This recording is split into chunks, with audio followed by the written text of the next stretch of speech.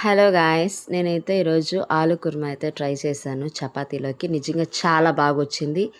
ఒకసారి ఈ ఆలు కుర్మా ఎలా చేస్తానో చూసేయండి. ముందుగా మిక్సీ జార్లో ఆనియన్స్, టమాటా, చెక్క, మొగ్గ, యాలక్కాయ, జీడిపప్పు, ఉప్పు, కారం, పసుపు అండ్ ధనియాల పొడి వేసి మెత్తటి పేస్ట్గా రుబ్బి పక్కన పెట్టేసుకోండి. తర్వాత ఉడకబెట్టిన ఉల్లగడ్డల తొక్కు అయితే తీసి పక్కన పెట్టేసాను వాటిని కూడా. నెక్స్ట్ బాండల్లో ఆయిల్ వేసి ఆవాలు, జీలకర్ర, కరివేపాకు, ఒక స్పూన్ అల్లం వెల్లుల్లి పేస్ట్ వేసి పచ్చివాసన వెళ్ళేదాకా ఫ్రై చేసుకోండి.